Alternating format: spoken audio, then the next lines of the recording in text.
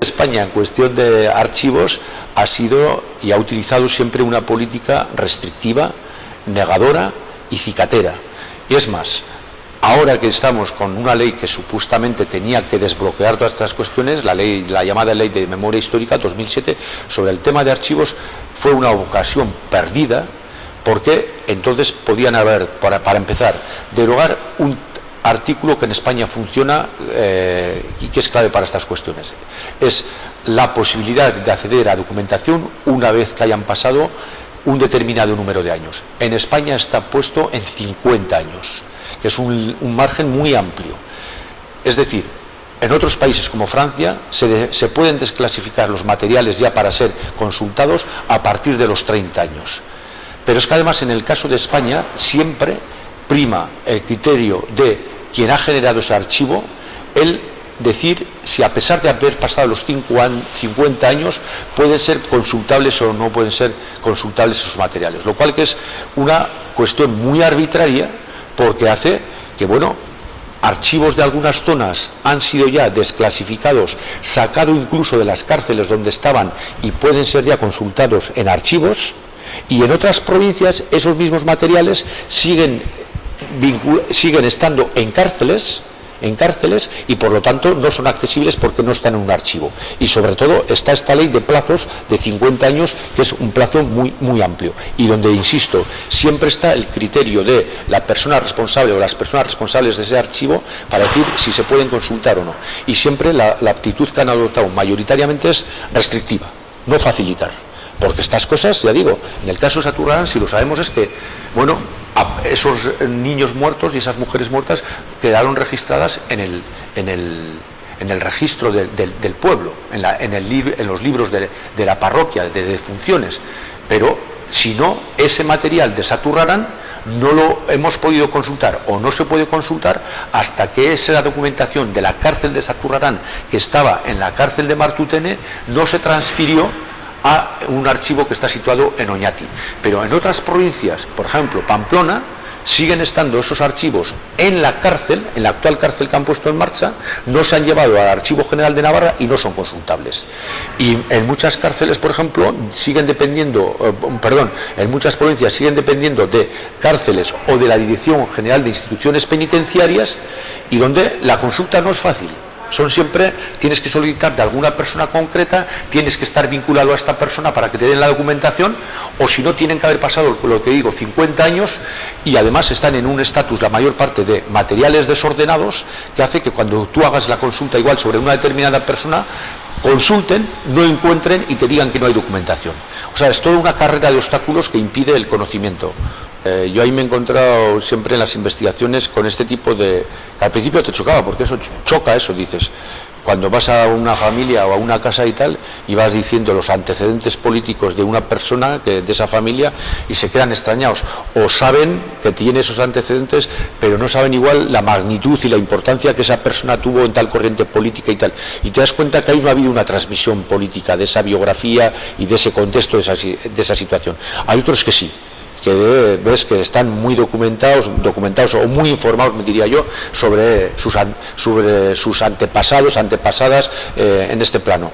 Y entonces ves claramente que ha habido eso, esa bifurcación entre familias donde se ha hecho una transmisión de lo vivido y ha habido un trabajo de memoria histórica, como llamamos ahora y tal, y otras que no, y que muy tardíamente, igual en la segunda generación, en la generación de nietos abuelos, es cuando se dan cuenta los nietos del papel, de los papeles de sus abuelos, abuelas, etcétera, de sus situaciones vividas y tal. ¿Cuál es la explicación que podemos ver a esto? Bueno, el franquismo triunfa, la dictadura no es algo que en 4 o 5 años vaya a desaparecer, como es en el caso de, por ejemplo, otros regímenes totalitarios, como es el caso de Italia o es el caso de Alemania, etcétera, etcétera, donde para el año 45 se ha dado la vuelta a la situación. Y aquí, bueno, una vez que se ve que la victoria de la dictadura franquista es para siempre, por así decirlo, hasta que este desaparezca y tal, hay una política del silencio, me imagino yo que por un intento de salvaguardar o de proteger a esas generaciones de cualquier riesgo y primero porque mencionar lo que ha sido el sufrimiento, la derrota y tal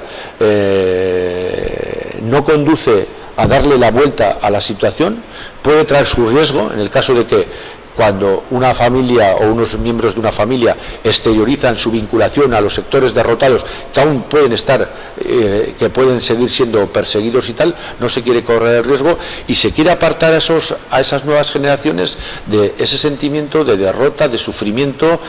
El franquismo a ciertos niveles triunfa también en una política de apolitización de la sociedad.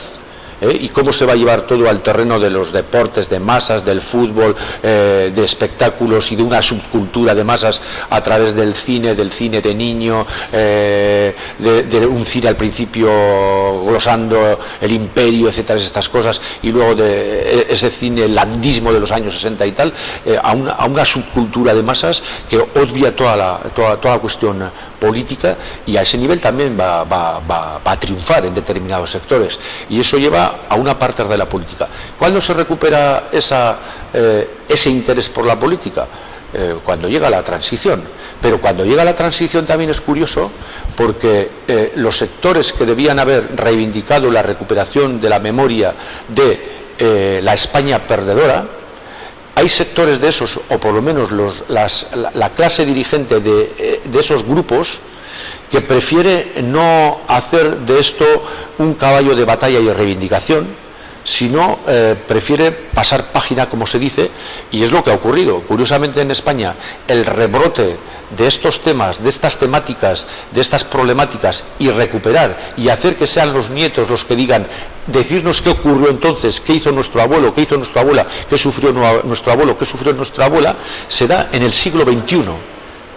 Después de ya 25 años de muerto el dictador, que incluso cuando llegan los años 80, un partido que representa a los sectores que habían perdido en el 36-39, como es el Partido Socialista Obrero Español, en el año 86, por ejemplo, que era el 50 aniversario de la Guerra Civil, y que ahora, pues por ejemplo, hubiera sido motivo de muchas conmemoraciones, congresos, tal, ir sobre estas cuestiones, pues pasa sin poca pena y poca gloria, o con mucha pena y poca gloria, cuando, o por ejemplo, lo que antes estaba planteando, tema de acceso a archivos y todo esto y tal, hasta el 2007 no se hace una ley que tímidamente aborda estas cuestiones.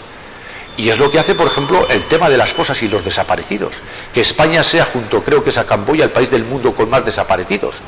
Y de un fenómeno que viene desde hace 80 años. Y eso no se aborda hasta el 2007. Y se aborda precisamente a rebufo y como consecuencia de todo el impulso que las organizaciones o asociaciones memorialísticas han puesto en marcha desde el año 2000 para aquí.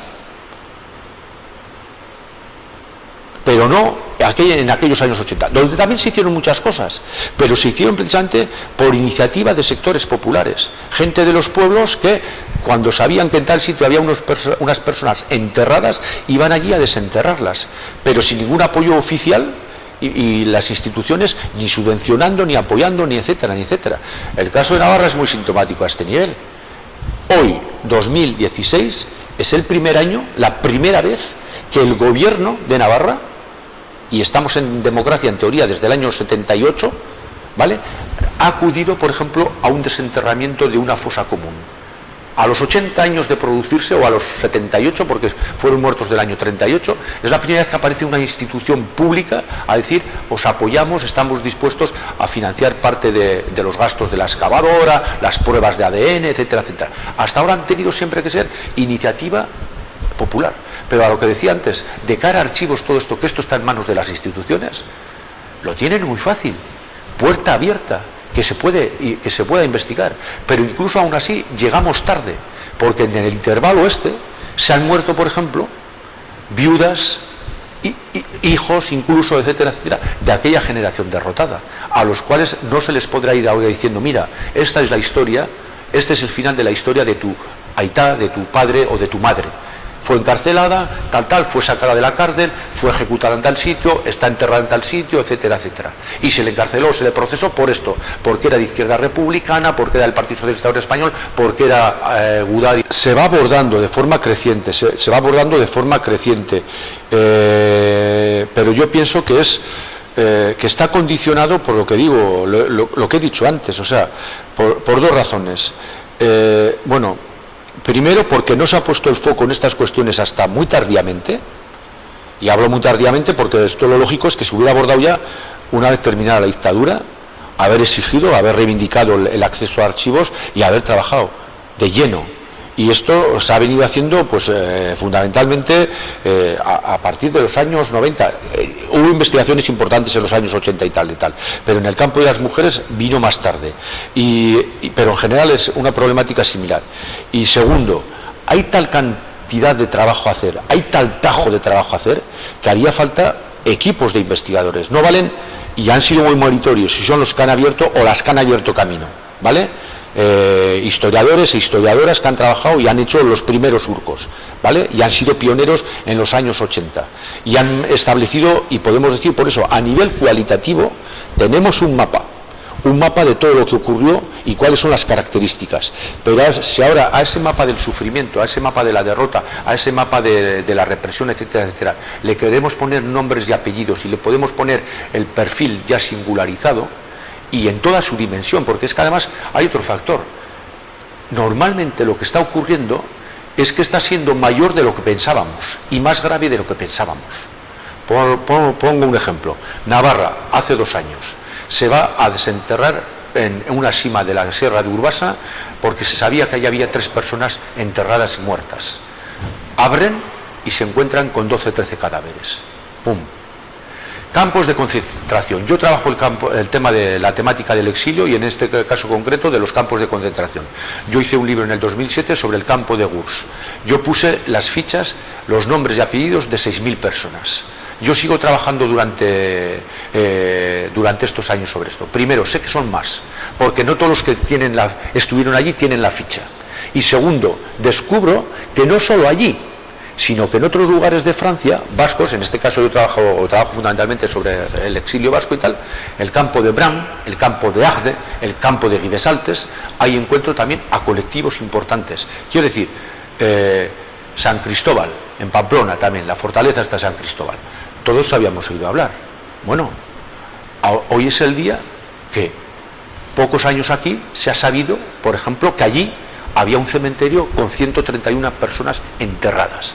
Lo que parecía una especie de leyenda, se hablaba del cementerio de las botellas, porque se decía que les enterraban a todos con una botella, una pequeña botella o un pequeño frasco donde venían sus datos. Resulta que ahora, en los años 90 o principios de los 2000, se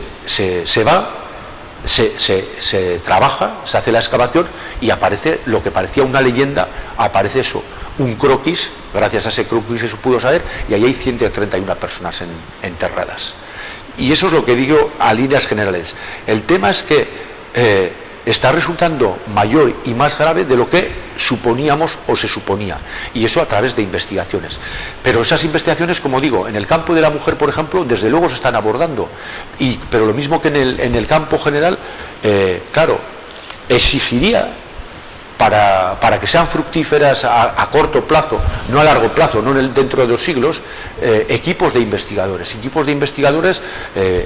apoyados para empezar por lo que digo, porque hay acceso a archivos para que la gente, un archivo por ejemplo que está resultando clave en los últimos años en investigaciones, el tema del archivo del Ferrol, dependiente del ejército. Pues claro, gracias a eso estamos conociendo, por ejemplo, los procesos, los juicios y las sentencias contra miles de personas que fueron presas en las provincias estas del norte y tal, hasta hace los finales de los 90, que no se pudo acceder a ese archivo, pues se sabía, pero gracias a eso ahora estamos teniendo una documentación muchísimo más riquísima y está apareciendo mucho más de lo que creíamos y de lo que pensábamos. Y es eso, o sea, pero esa documentación tan rica, tan abundante, no se soluciona como se podía pensar en los años 70-80 con un investigador o 2 o 3 que se dediquen a eso. Equipos de investigadores, de investigadoras que trabajen sobre eso. Eso es una cosa como la educación. La educación, se dice, no es cosa solo de la escuela, es cosa de la familia y es cosa de la administración. Pues aquí es 3/4 de lo mismo, quiero decir. Para hacer el trabajo de memoria histórica, de historia, llamaríamos, es importante el trabajo de los profesionales de la historia. Pero luego, a la hora de su socialización, tiene un papel fundamental el sistema escolar, el currículum escolar.